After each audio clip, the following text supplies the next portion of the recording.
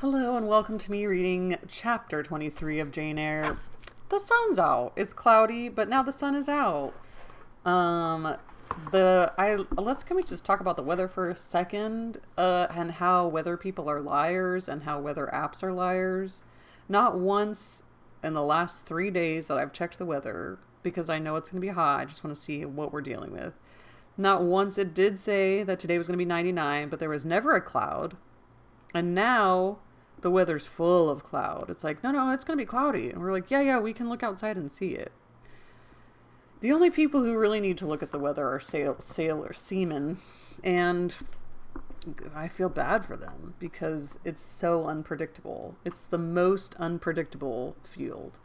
Like when surfers have tournaments and they're like, we'll do it on this day so we could surf. And it's like, no, there's nothing out there. Everything that predicts weather or the ocean. Who made you God? What ego do you have that you think you could do that? It's blasphemy is what it is. I knew this lady one time that said her dad was a weatherman, and he said, you know what little boys who lie become? Weathermen. Meteorologists. Let's get into it. We've just had a pretty pearl-clutching, I will say, reuniting with Mr. Rochester by Jane Eyre. Her little protege Adele greeted her with love. Sophie, love. Mrs. Fairfax, love. And Mr. Rochester was sitting outside waiting for her and called her a little fairy. And of course she would be coming with the twilight and then he called her Janet, which is so funny to me. I don't know why. Chapter 23, Jane Eyre is back at Thornfield. And apparently he's going to marry Miss Ingram. Mr. Rochester's going to marry Miss Ingram, but no news. No news is good news. We don't know a thing about it or when it's going to happen. Chapter 23, a splendid midsummer shone over England. Skies so pure, suns so radiant, as were then seen in long succession, seldom favour, even singly, our wave-girt land. Charlotte Bronte loved England. It was as if a band of Italian days had come from the south, like a flock of glorious passenger birds, and lighted the rest of them on the cliffs of Albion. The hay was all got in, the fields round Thornfield were green and shorn, the roads white and baked, the trees were in their dark prime, hedge and wood, full-leaved and deeply tinted, contrasted well with the sunny hue of the cleared meadows between. On Midsummer Eve, Adele, weary with gathering wild strawberries in Hay Lane half the day, had gone to bed with the sun. I watched her drop asleep, and when I left her, I sought the garden. It was now the sweetest hour of the 24. Day its fervid fires had wasted. It's probably something from Shakespeare that I don't know. A slight misremembering of Thomas Campbell's The Turkish Lady. Day has sultry fires had wasted. Calm and sweet the moonlight rose. Okay, I was wrong. Thomas who? Thomas Campbell. Okay. Day its fervid fires had wasted, and dew fell cool on painting plain and scorched summit, where the sun had gone down in simple state, pure of the pomp of clouds, spread a solemn purple, burning with the light of red jewel and furnace flame at one point, on one hill peak, and extending high and wide, soft and still softer, over half heaven. The east had its own charm of fine, deep blue, and its own modest gem arising, a solitary star. Soon it would boast the moon, but she was yet beneath the horizon. I walked a while on the pavement, but a subtle well-known scent that of a cigar, stole from some window. I saw the library casement open a handbreadth. I knew I might be watched thence, so I went apart into the orchard. No nook in the grounds more sheltered and more Eden-like. It was full of trees, it bloomed with flowers. A very high wall shut it out from the court on one side. On the other, a beech avenue screened it from the lawn. At the bottom was a sunk fence, its sole separation from lonely fields. A winding walk bordered with laurels and terminating in a giant horse chestnut. Circled at the base by a seat led down to the fence. Here one could wander unseen. While such honeydew fell, such silence reigned, such gloaming gathered, I felt as if I could haunt such shade forever. But in treading the flowers and fruit pot trees at the upper part of the enclosure, enticed there by the light the now rising moon cast on this more open quarter, my step is stayed, not by sound, not by sight, but once more by a warning fragrance. Sweet briar and southernwood, jasmine, pink, and rose have long been yielding their evening sacrifice of incense. This new scent is neither of shrub nor flower. It is, I know it well, it is Mr. Rochester's cigar. I look round and listen. I see the trees laden with ripening fruit. I hear a nightingale warbling in a wood half a mile off. No moving form is visible, no coming step audible, but that perfume increases. I must flee. I must make for the wicket leading to the shrubbery, and I see Mr. Rochester entering. I step aside into the ivy recess. He will not stay long. He will soon return whence he came, and if I sit still he will never see me. But no, eventide is as pleasant to him as to me, and this antique garden as attractive, and he strolls on, now lifting the gooseberry branches to look at the fruit, large as plum, with which they are laden, now taking a ripe cherry from the wall, now stooping towards a knot of flowers, either to inhale their fragrance or to admire the dew beads on their petals. A great moth goes humming by me. It alights on a plant at Mr. Rochester's foot. He sees it and bends to examine it. Now he has his back towards me, thought I, and he is occupied too. Perhaps if I walk softly I can slip away unnoticed. I trod on an edging of turf that the crackle of the pebbly gravel might not betray me. He was standing among the beds at a yard or two distant from where I had to pass. The moth apparently engaged him. I shall get by very well, I meditated, as I soon crossed his shadow, thrown long over the garden by the moon, not yet risen. He said quietly, without turning, "Jane, come and look at this fellow." Why doesn't she want to see him? I made no noise. He had not eyes behind. Could his shadow feel? I started at first, and then I approached him. "Look at his wings," said he. "He reminds me rather of a West Indian insect. One does not often see so large and gay a night rover in England. There, he has flown." The moth roamed away. I was sheepishly retreating also, but Mr. Rochester followed me, and when we reached the wicket, he said, "Turn back. On so lovely a night it is a shame to sit in the house, and surely no one can wish to go to bed while the sunset is thus at meeting with moonrise." It is one of my faults, that though my tongue is sometimes promptly enough at an answer, there are times when it sadly fails me in framing an excuse, and always the lapse occurs at some crisis, when a facile word or plausible pretext is specially wanted to get me out of painful embarrassment. I did not like to walk at this hour alone with Mr. Rochester in the shadowy orchard, but I could not find a reason to allege for leaving him. I followed with lagging step, and thoughts busily bent on discovering a means of extrication. But he himself looked so composed, and so grave also. I became ashamed of feeling any confusion. The evil, if evil existent or prospective there was, seemed to lie only with me. His mind was unconscious and quiet. "Jane," he recommenced, as we entered the laurel walk and slowly strayed down the direction of the sunk fence and the horse-chestnut.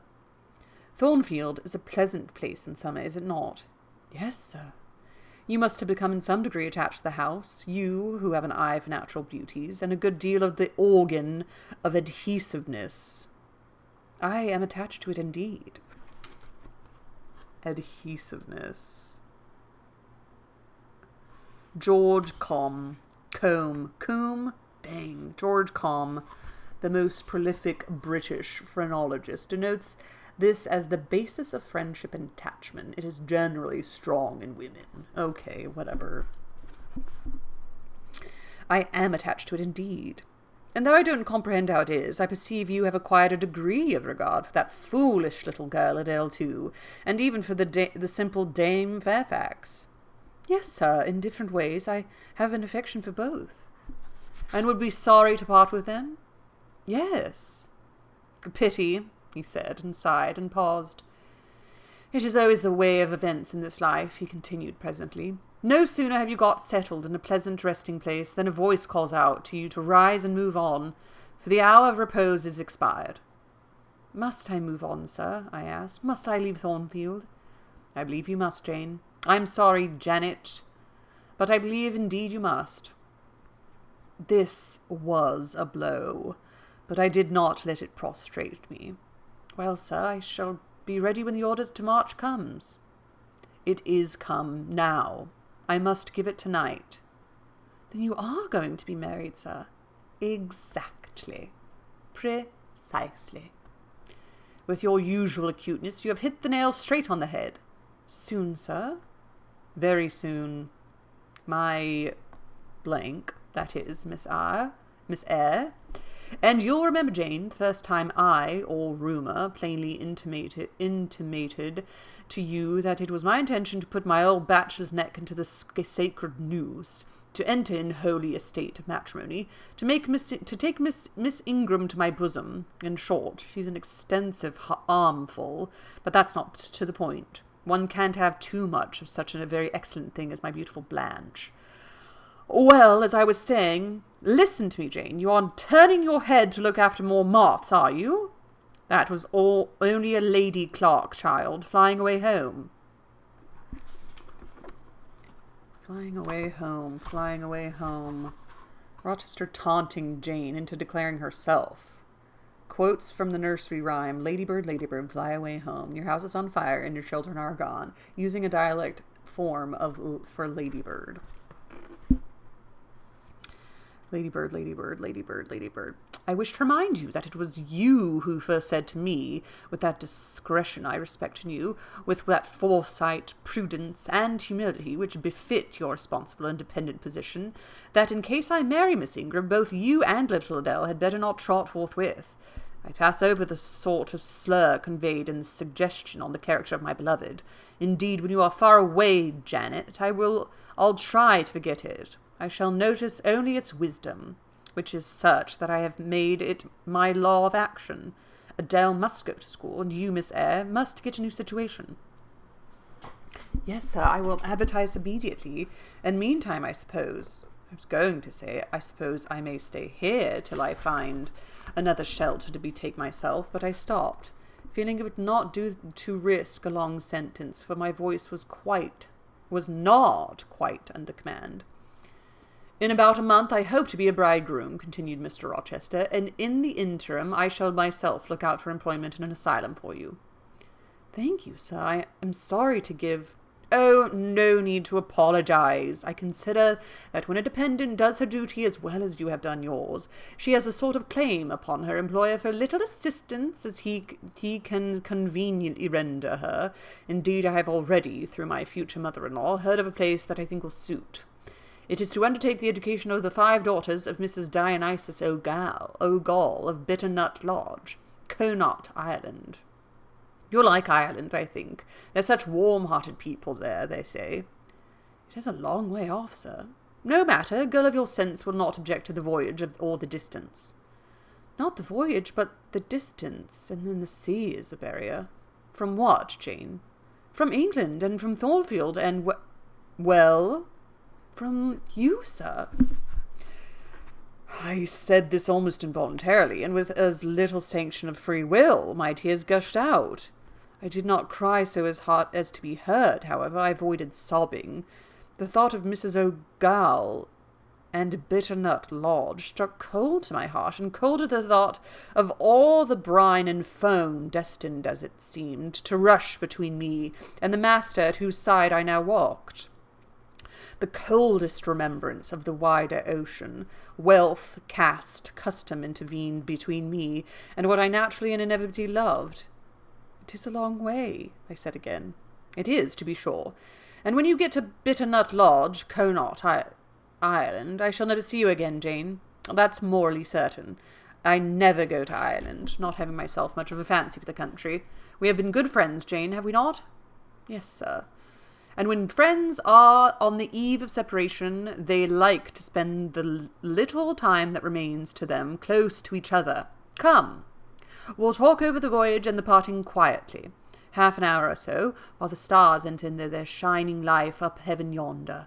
Here's the chestnut tree, here is the bench at its old roots.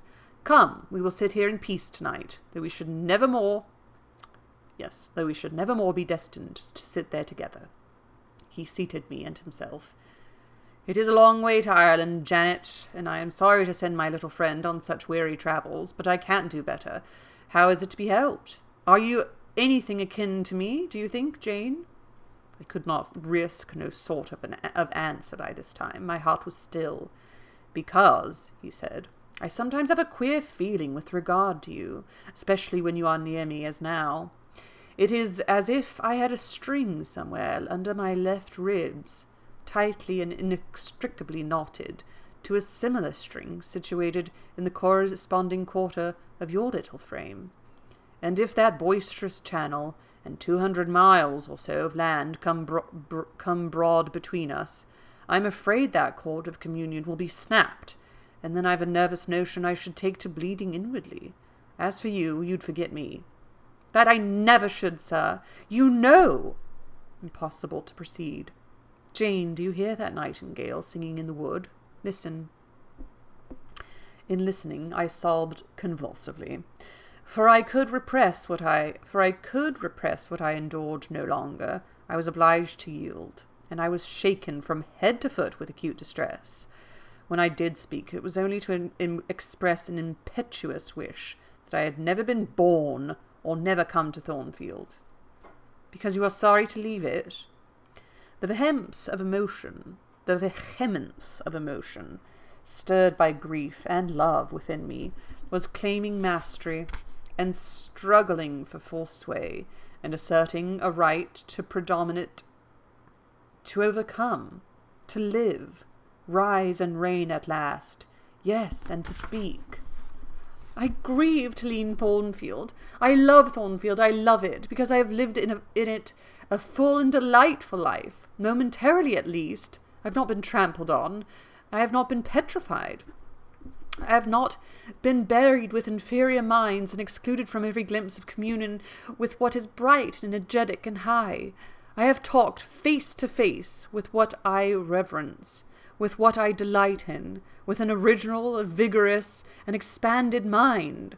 I have known you, Mr. Rochester, and it strikes me with terror and anguish to feel I absolutely must be torn from you forever.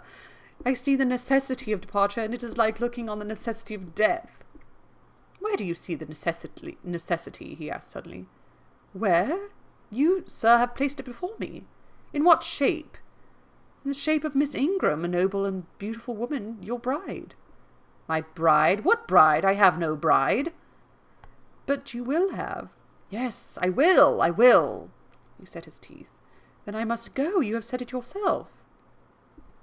"No, you must stay, I swear it, and the oath shall be kept." "Wait," he said. "I tell you I must go," I retorted, roused to something like passion. "Do you think I can stay to become nothing to you? Do you think I am an automaton, a machine without feelings, and can bear to have my morsel of bread snatched up from my lips and my drop of living water dashed from my cup? Do you think because I am poor, obscure, plain and little, I am soulless and heartless? Do you think wrong? I have as much soul as you, and full as much heart."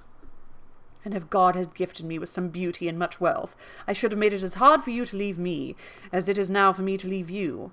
I am not talking to you now through the medium of custom, conventionalities, nor even of mortal flesh. It is my spirit that addresses your spirit, just as if both had passed through the grave and we stood at God's feet, equal, as we are. As we are, repeated Mr. Rochester. So, he added, enclosing me in his arms, gathering me to his breast, pressing his lips on my lips. So, Jane. Yes, so, sir, I rejoined, and yet not so, for you are a married man, or as good as a married man, and wed to one inferior to you, to one with whom you have no sympathy, whom I do not believe you truly love. For I do not believe you truly love, for I have seen and heard you sneer at her. I would scorn such a union. Therefore I am better than you. Let me go.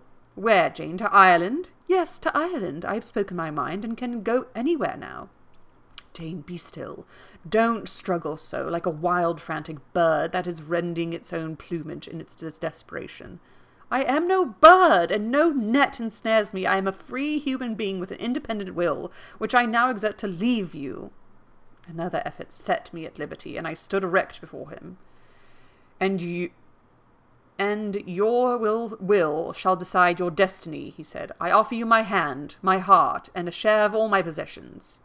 You play farce, which I merely laugh at.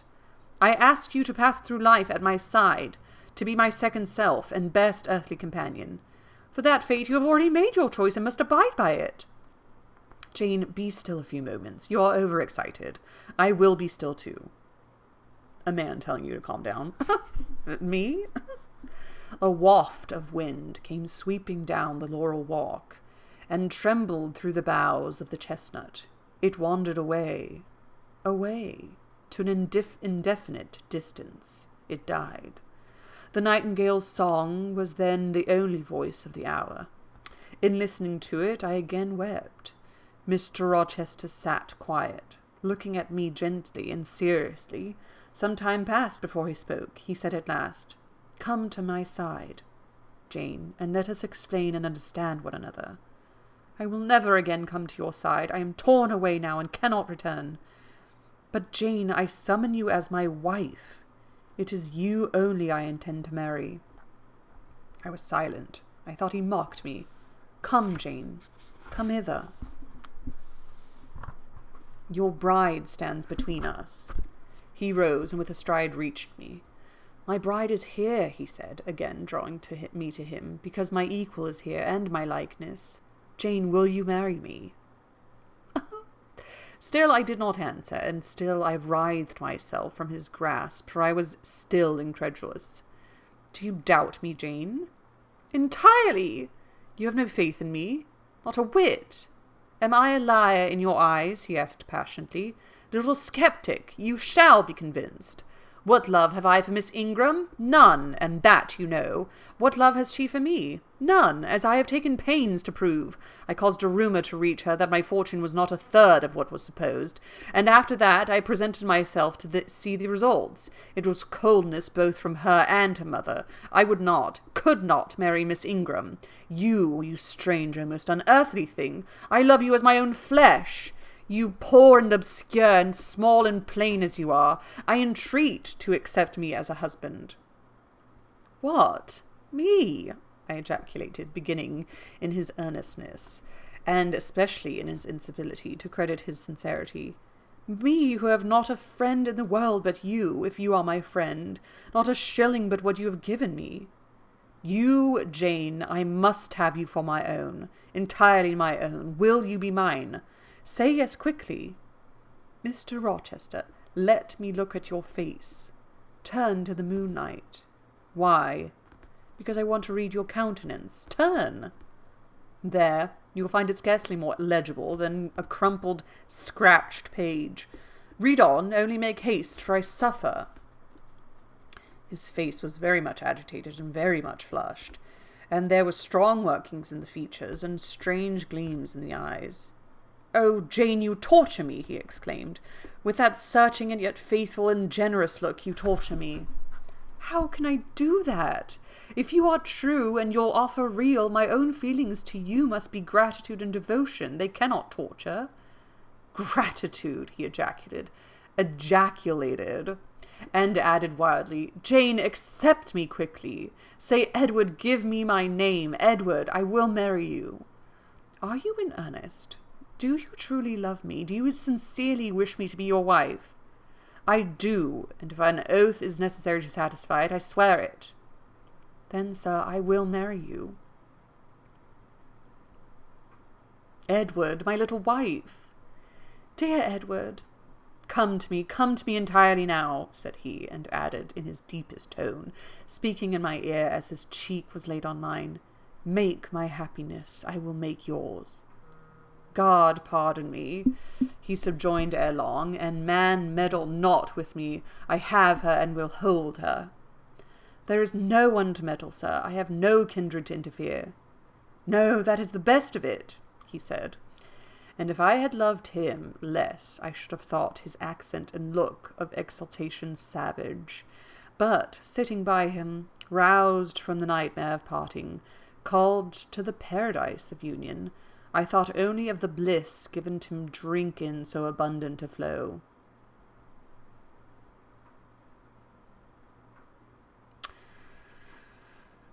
Again and again he said, Are you happy, Jane? And again I answered, Yes. After which he murmured, It will atone, it will atone.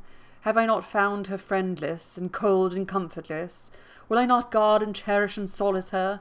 Is there not love in my heart, and constancy in my resolves? It will expiate at God's tribunal. I know my Maker sanctions what I do. For the world's judgment, I wash my hands thereof. A man's opinion, I defy it. But what had befallen the night? The moon was not yet set, and we were all in shadow. I could scarcely see my master's face, near as I was. And what ailed the chestnut tree? It writhed and groaned, while wind roared in the laurel walk, and came sweeping over us. We must go in, said Mr. Rochester. The weather changes. I could have sat with thee till morning, Jane. And so, thought I, could I with you. I should have said so, perhaps, but a vivid spark leapt out of a cloud at which I was looking, and there was a crack, a crash, and a close-rattling peal, and I thought only of hiding my dazzled eyes against Mr. Rochester's shoulder. The rain rushed down. He hurried me up the walk, through the grounds, and into the house, but we were quite wet before we could pass the threshold. He was taking off my shawl in the hall, and shaking the water out of my loosened hair, when Mrs. Fairfax emerged from her room. I did not observe her at first, nor did Mr. Rochester. The lamp was lit. The clock was on the stroke of 12. Hasten to take off your wet things, said he, and before you go, good night, my darling. He kissed me repeatedly. When I looked up on leaving his arms, there stood the widow, pale, grave, and amazed. I only smiled at her and ran upstairs. An explanation will do for another time, thought I. Still, when I reached my chamber, I felt a pang at the idea she should even temporarily misconstrue what she had seen. But joy soon effaced every other feeling, and loud as the wind blew, near and deep as the thunder crashed, fierce and frequent as the lightning gleamed, cataract-like as the rain fell during a storm of 2 hours' duration, I experienced no fear and little awe. Mr. Rochester came thrice to my door in the course of it, to ask if I was safe and tranquil, and that was comfort. That was strength for anything. Before I left my bed in the morning, little Adele came running in to tell me that the great horse chestnut at the bottom of the orchard had been struck by lightning in the night, and half of it split away. Is that a bad omen? Oh.